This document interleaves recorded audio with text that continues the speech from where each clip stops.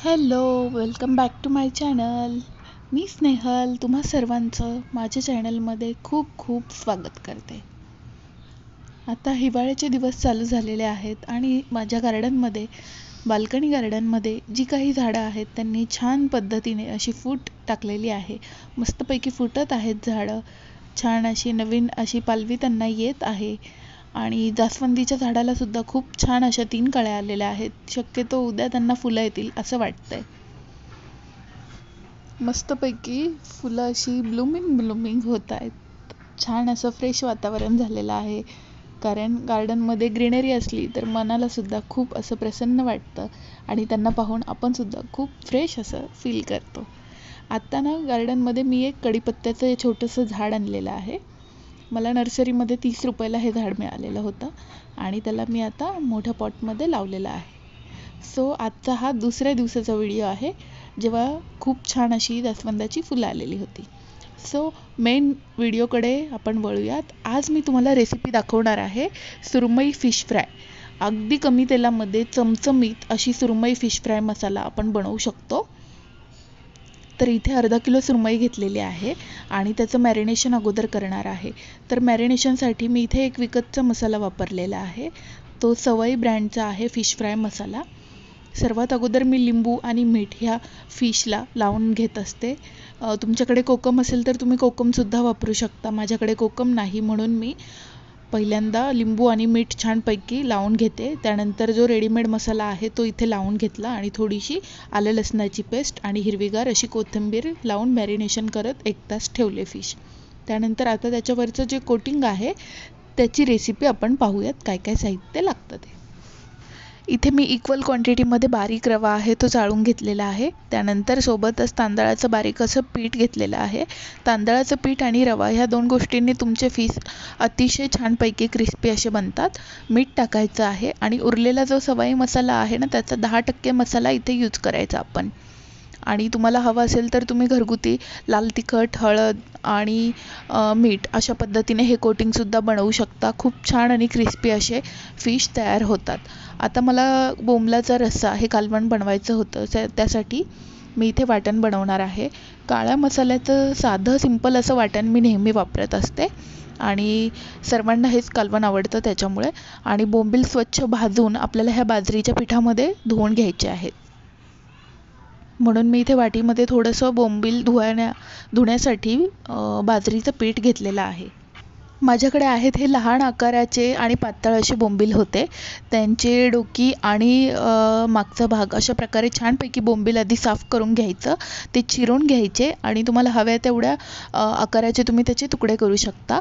आता चिरून घेतल्यानंतर ना हे तव्यावरती भाजून घ्यायचे आहे. मी इथे लोखंडाच्या तव्यामध्येच मसाला वाटण्यासाठी मसाला पण भाजून घेतलेला आहे आणि बोंबीलसुद्धा आज लोखंडाच्या तव्यामध्येच भाजून घेणार आहे. छान अशी चव उतरते त्याच्यामध्ये आणि बोंबलाचा जो वास असतो ना तो निघून जाण्यासाठी आपल्याला बाजरीच्या पिठाची खूप मदत होते. बाजरीच्या पिठाने त्याच्यावरती असलेली डस्ट आणि त्याचा वास असं प्रकारे आणि त्याचा खारटपणा ह्या सगळ्या गोष्टी निघून जातात आणि बोंबील अतिशय स्वच्छ असे तयार होतात. आता बघू शकता मी मीडियम फ्लेमवरती बोंबील चांगल्या प्रकारे भाजून घेणार आहेत. आलटून पलटून आपल्याला घ्यायचे आहेत. एकीकडे फिश फ्राय बनवायचे होते आणि कालवणसुद्धा बनवायचं होतं. सो मी दोन्हीही गॅसवरती स्वयंपाक चालू करताना हा व्हिडिओ शूट केलेला आहे. तुम्ही बघू शकता एकीकडे फिशचं मॅरिनेशन करून झालेलं आहे तर दुसरीकडे आता मी कालवणाची तयारी करत आहे. आलटून पलटून आपल्याला 2 ते 3 मिनिटांवरती हे बोंबील लालसर होईपर्यंत, ब्राउनिश रंगापर्यंत परतून घ्यायचे आहे. जेणेकरून बोंबील हे छानपैकी क्रिस्पी बनतात आणि त्यात काही मॉइश्चर असेल तर ते सुद्धा निघून जातं आणि आपल्याला खायलासुद्धा इझी होतं. त्यामुळे आता भाजून घेतलेले आहेत ते आपण बाजरीचे पीठ त्याला चोळून चोळून साफ करून घेणार आहोत. असं केल्यामुळे ना छानपैकी त्याचा वाससुद्धा निघून जातो आणि खातानासुद्धा आपल्याला तो वास असा लागत नाही. त्याच्यामुळे बाजरीच्या पिठाने छानपैकी आपण एकसारखं सगळ्या बोंबीलला हे पीठ लावून घ्यायचं आहे.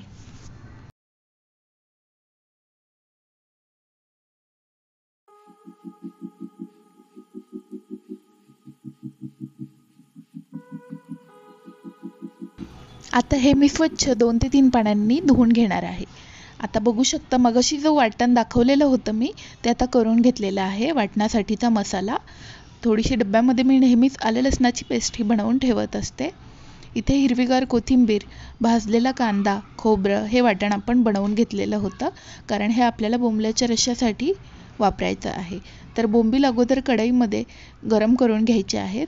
तेल थोडंसं तापल्यानंतर 1 ते 2 मिनटं आपण चांगले परतून घेणार आहोत, जेणेकरून ते पुन्हा एकदा क्रिस्पी बनतात आणि टेस्ट अशी खूप छान लागते. आता परतून घेतल्यानंतर इथे वाटणाचा मसाला टाकायचा, चवीनुसार आपले मसाले ॲड करायचे, हळद, लाल तिखट, कांदा लसूण मसाला आणि मीठ. आणि गरम पाण्यामध्ये हे आपल्याला शिजवून घ्यायचे आहेत उकळी येईपर्यंत. आता मी इकडे कालवण फोडणीला घातलेलं आहे आणि जोवर त्याला उकळी येत आहे तोवर आपण आता छानपैकी फिश फ्राय बनवून घेणार आहोत. इथे मी नॉनस्टिक तव्याचा वापर केलेला आहे आणि एक एक करून फिशला आपण हे मॅरिनेशन झालेल्या फिशला कोटिंग लावून घ्यायचं आणि मीडियम फ्लेमवरती आपल्याला 9 ते 10 मिनटं एक साईडने परतून घ्यायचे. त्यानंतर आपण पलटी करायचे आणि दुसऱ्या साईडने क्रिस्पी होईपर्यंत पुन्हा 10 मिनटं असे करून घ्यायचे. अशा प्रकारे मीडियम फ्लेमवरती ना खूप कुरकुरीत असे फिश बनवून तयार होतात. सो तुम्ही बघू शकता माझा आजचा मेनू सुरमई फिश फ्राय हे बनवून रेडी आहेत. सोबतच गरम गरम असा बोंबलाचा रस्सा आणि ज्वारीची भाकरी. सो तुम्हाला आजचा व्हिडिओ कसा वाटला हे मला कमेंट करून नक्की कळवा. चॅनलला लाईक करा, शेअर करा आणि सबस्क्राईब करा.